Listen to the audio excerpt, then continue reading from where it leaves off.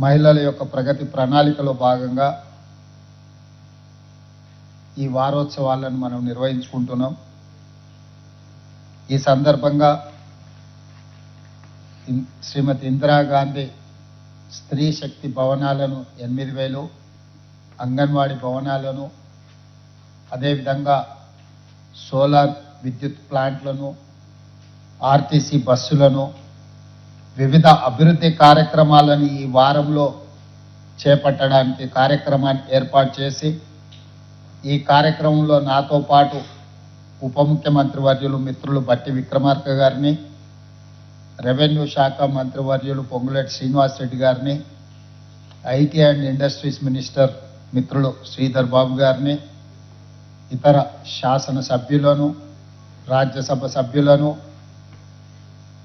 శాసన సభ్యులను, ఉన్నతాధికారులను, సంబంధిత శాఖ మంత్రివర్యులు సోదరిమణి శ్రీమతి సీతక్క గారు ఈ కార్యక్రమాన్ని ఏర్పాటు చేసి, ఈరోజు దేశంలోనే ఒక సంచలన నిర్ణయం, ఇంత గొప్ప కార్యక్రమము, మహిళల్ని స్వశక్తి మీద, ఆర్థికంగా తమ కాళ్ళ మీద తాము నిలబడి తాము నిర్వహిస్తున్న వ్యాపారాలను తమ సొంత భవనాల నుంచే నిర్వహించే విధంగా ఒక అద్భుతమైన కార్యక్రమాన్ని 8,000 భవనాలను ఒకే రోజు, ఒకే నిమిషము, ఒకే సమయంలో ప్రారంభించుకునే ఒక గొప్ప అవకాశాన్ని మంత్రివర్యులు సీతక్క గారు ఏర్పాటు చేసి దేశానికే ఆదర్శంగా తెలంగాణ రాష్ట్ర ప్రభుత్వాన్ని నిలబెట్టినందుకు మనస్ఫూర్తిగా ఈ కార్యక్రమంలో పాల్గొంటున్న తెలంగాణ రాష్ట్ర నలుమూలల మా సోదరిమణులందరికీ నా తరఫున శుభాకాంక్షలు తెలియజేస్తున్నా. ఈనాడు రాష్ట్ర ప్రభుత్వము తెలంగాణ ఆడబిడ్డల ఆశీర్వాదంతో ఈ ప్రజాప్రభుత్వం ఏర్పడ్డది. ఈ ప్రజాప్రభుత్వంలో ప్రగతి ప్రణాళిక కార్యక్రమాన్ని తీసుకొని ఈరోజు రాష్ట్రాన్ని ముందుకు నడిపించే పనిలో భాగంగా మహిళలు అభివృద్ధి సాధించినప్పుడే రాష్ట్రం ఆర్థికంగా నిలబడుతుంది. మహిళల్ని ఆర్థికంగా నిలబెట్టడానికి అవసరమైన ప్రణాళికలను రచించుకోవాలి అని చెప్పి ఈనాడు మన ప్రభుత్వం చిత్తశుద్ధితో ప్రయత్నం చేస్తుంది. అందులో భాగంగానే ప్రభుత్వం డిసెంబర్ 7, 2023 నాడు ప్రారంభిస్తే బాధ్యత తీసుకుంటే 2 రోజుల్లోనే మహిళా శక్తి రాష్ట్ర నలుమూలల మహిళలకు ఆర్టీసీలో ఉచిత ప్రయాణాన్ని మన కార్యక్రమాన్ని తీసుకొని ఈరోజు రాష్ట్రం నలుమూలల దాదాపుగా 29 నెలల్లో 10,000 కోట్ల రూపాయల పైగా ఆర్థిక మంత్రివర్యులు బట్టి గారు మహిళల ఉచిత బస్సు ప్రయాణానికి ఆర్టీసీ కార్పొరేషన్కు చెల్లించడం జరిగింది. చాలా సందర్భాలలో గిట్టని వాళ్ళు మహిళలకు ఉచిత బస్సు ప్రయాణాన్ని రద్దు చేయాలి, మహిళలకు ఉచిత బస్సు ప్రయాణం అవసరం లేదు అని చెప్పి కొంతమంది ప్రయత్నాలు చేసిండ్రు. మీరందరూ చూసిండ్రు. కొంతమందిని రెచ్చగొట్టి ఆటో కార్మికులను, రిక్షా కార్మికులను మహిళలకు బస్సు ఉచిత సౌకర్యం ఏర్పాటు చేయడం వల్ల తమకు నష్టం జరుగుతుంది అని చెప్పి కొన్ని కార్యక్రమాలు తీసుకొచ్చారు. అయినా ప్రభుత్వము మహిళా అభ్యున్నతే రాష్ట్ర అభ్యున్నతి అని భావించి ఎవరు ఏ రకంగా అడ్డుపడ్డా ఆర్టీసీ బస్సు ఉచిత ప్రయాణాన్ని రద్దు చేయాలని కుట్రలు చేసిన తిప్పికొట్టి మహిళలకు రాష్ట్రం నలుమూలల ఉచిత బస్సు ప్రయాణాన్ని ప్రభుత్వం ఏర్పాటు చేసింది. అయితే చాలామంది మహిళలు బస్సులో ఉచితంగా ప్రయాణం చేస్తున్నారని ఒక భావన కలుగుతున్న సందర్భంలో బస్సులకే యజమానులను చెయ్యాలి, ఈ బస్సులకు ఉచిత ప్రయాణమే కాదు బస్సులకు మహిళల్ని యజమానులను చెయ్యాలి అని రాష్ట్రంలో 1000 బస్సులను మహిళా సంఘాల వాళ్ళు కొనుగోలు చేసి ఆర్టీసీకి ఈరోజు వాళ్ళే ప్రతి నెల 70,000 రూపాయల మంత్లీ రెంటల్స్తోనే ఈరోజు బస్సులను ఇచ్చే విధంగా ప్రణాళికలు రచించినాం. అందులో భాగంగానే 553 బస్సులను ఈనాడు మనం డెడికేట్ చేయబోతున్నాము. అయితే ఎక్కడికక్కడ చేయాలన్న ఆలోచన వస్తే సీతక్క గారితో మాట్లాడి, లేదు అన్ని మండలాల నుంచి మండలానికి ఒక బస్సు ఇక్కడ పడే గ్రౌండ్లో మనందరం ఒక దగ్గర చేరి ఈ సంతోషాన్ని మనందరం ఒక కుటుంబంలాగా పంచుకొని అన్ని మండలాల నుంచి పరేడ్ గ్రౌండ్లో వచ్చి 5 తారీఖు నాడు సాయంత్రం ఈ బస్సులను ప్రారంభోత్సవ కార్యక్రమాన్ని చేసుకొని తిరిగి మళ్ళీ మీ మండలాలకు మీరు వెళ్ళే విధంగా మిమ్మల్ని అందరినీ కలవాలన్న ఆలోచనతో మంత్రివర్గం అందరూ ఆలోచన చేస్తున్నారు.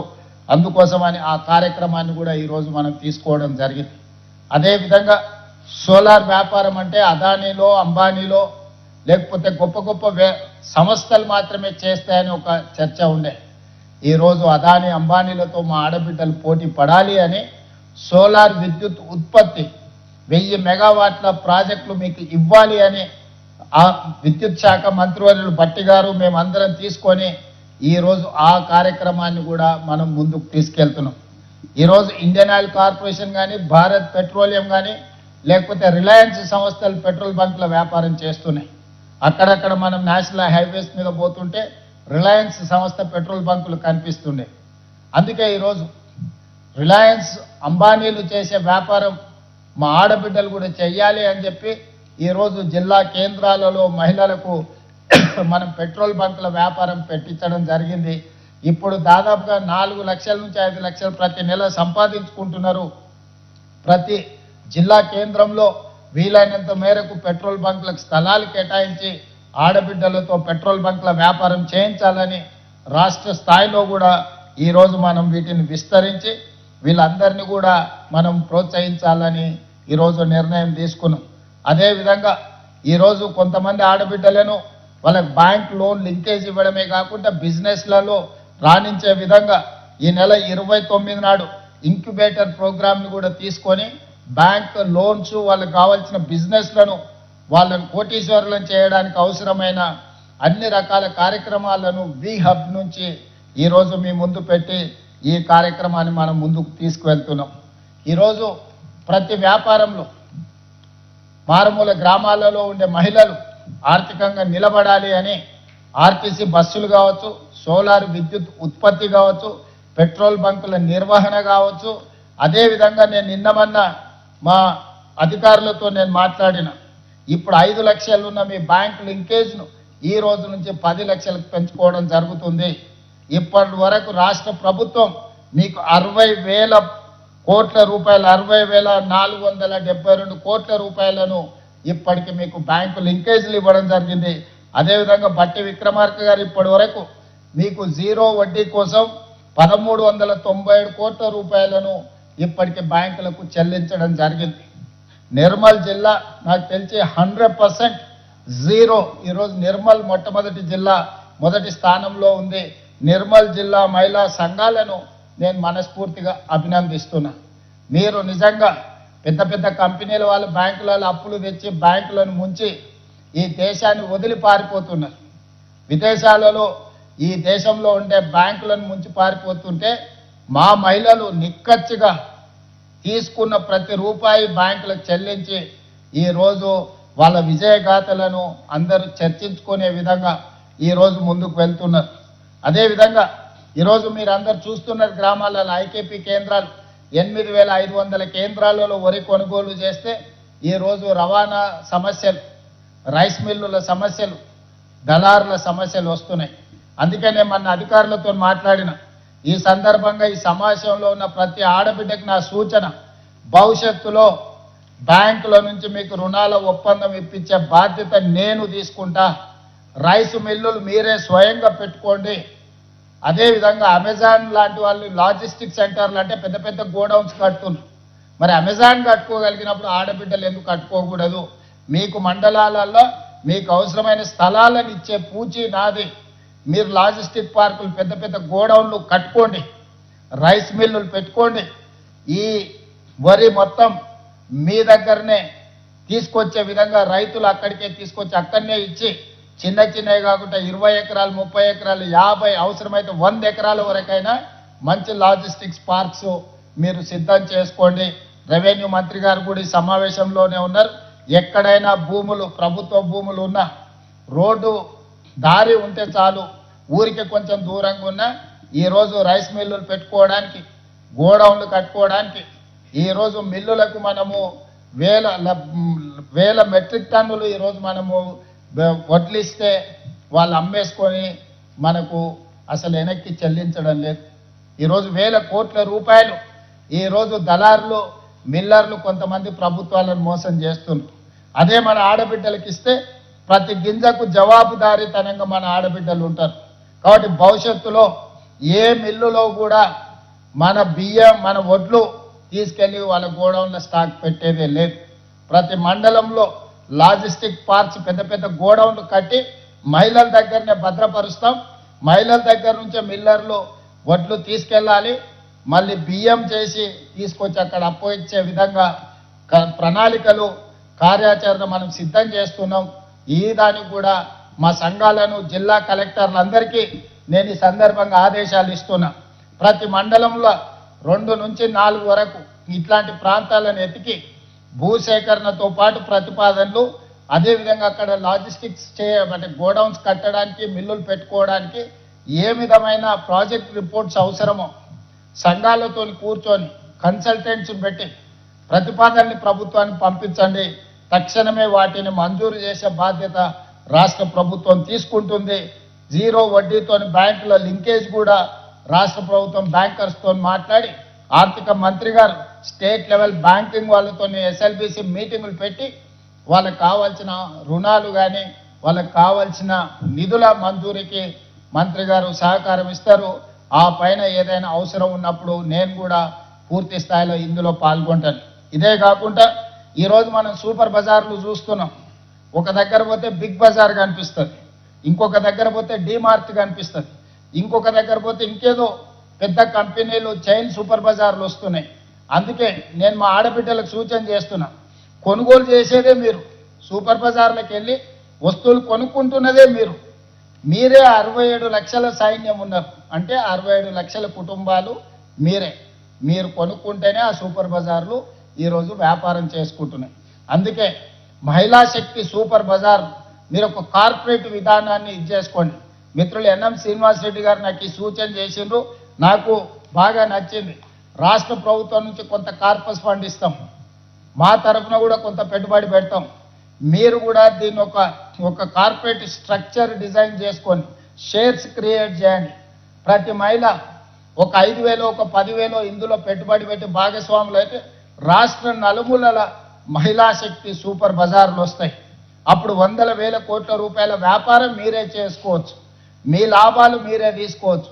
ప్రజలు ఏమి కొనుక్కోవాలనుకున్నా నిత్యావసర వస్తువులు కానీ అత్యవసర వస్తువులు కానీ తిను బండారాలు కానీ ఇతర ఏమి కావాలన్నా మంచి నూనె, ఉప్పు, పప్పు, బెల్లం, చింతపండు ఏమి కావాలన్నా ఒక నాణ్యమైన వస్తువును కొనాలంటే మహిళా శక్తి సూపర్ బజార్లోనే కొనుక్కోవాలనే విధంగా మీరు బ్రాండ్ను ప్రమోట్ చేసుకోండి.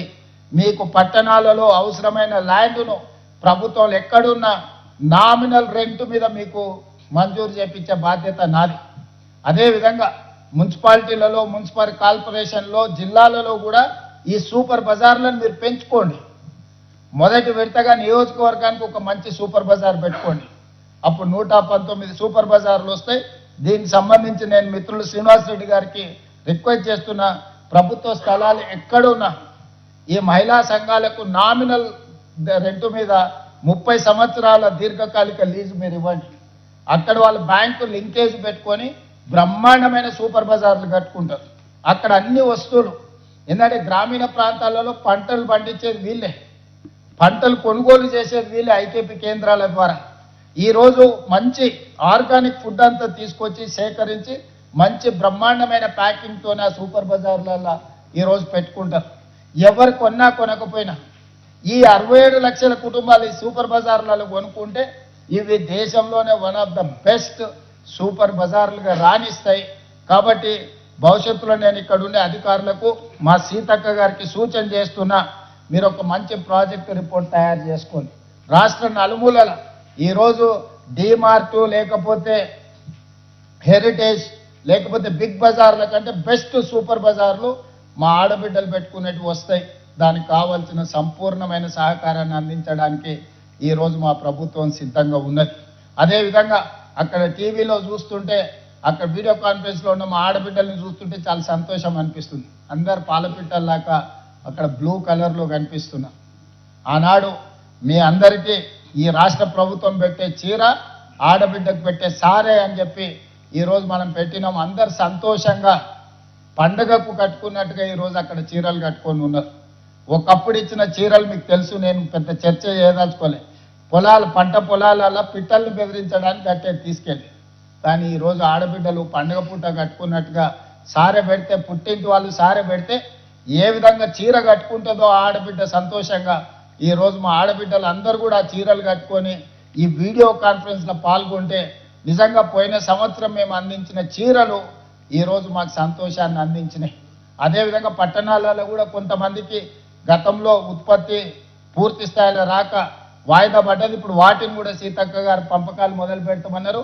తొందరలోనే మున్సిపాలిటీలలో పట్టణాలలో కూడా మిగతా ఆడబిడ్డలకు 1,00,00,000 మందికి 1,00,00,000 చీరలు మనం పంచినాం. అదేవిధంగా ఇప్పుడు నూతనంగా ఆనాడు పాలపిట్ట రంగు ఇస్తే ఈరోజు చిలకపచ్చ రంగు ఈరోజు మనము నూతనంగా వెనకాల కనిపిస్తున్నాయి కదా, ఈరోజు ఈ చీరలు ఈ డిజైన్లు ఆమోదం కాబోతున్నాయి. ఈరోజు కొత్త చీరల్ని కూడా మా ఆడబిడ్డలందరికీ కూడా పెట్టడం ద్వారా పండగ మీ సోదరుడు చాలామంది తల్లి అన్నదమ్ముళ్ళు సొంత చెల్లెళ్ళనే ఇంట్లోకి వెళ్ళగొడుతారు. ఈ మధ్యనే రాజకీయాలలో మీరు చూసారు, సొంత చెల్లెని ఇంట్లో నుంచి అన్న వెళ్ళగొడితే ఏ రకంగా ఆ చెల్లి అన్న మీద శాపనార్థాలు పెడుతుందో. సో సొంత చెల్లి కూడా భారం అయింది అనుకొని ఇంట్లో నుంచి పంపించే ఆస్తిలో వాటా అడుగుతారని పంపించే సందర్భంలో 1,00,00,000 మంది ఆడబిడ్డల్ని ఈ మంత్రివర్గం సొంత సోదరి మనులాగా భావించి ఈరోజు మీకు చీర పెట్టే కార్యక్రమాన్ని, మిమ్మల్ని ఆర్థికంగా నిలబెట్టే ఒక ప్రణాళికను, మిమ్మల్ని కోటీశ్వరులను చేయాలనే లక్ష్యంతోనే ఈ ప్రభుత్వం పనిచేస్తుంది. ఈ ఆడబిడ్డల ఆశీర్వాదం ఉన్నంత కాలం ఈ ప్రభుత్వం అద్భుతంగా పనిచేస్తుంది. ఈ ప్రభుత్వం తిరిగి అధికారంలోకి తీసుకొచ్చే శక్తి ఈ మహిళా శక్తి చేతుల్లోనే ఉంది. అందుకే 1,00,00,000 మంది బిడ్డలని 2034 లోపల కోటీశ్వరులను చేసే బాధ్యత మా మంత్రివర్గం తీసుకుంటుంది.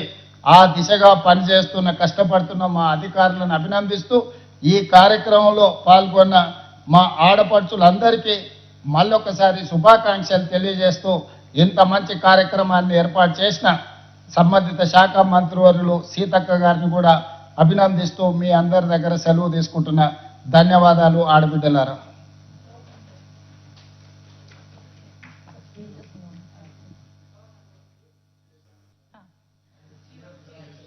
సార్ చీర ఇనాగరేషన్ చేస్తారు.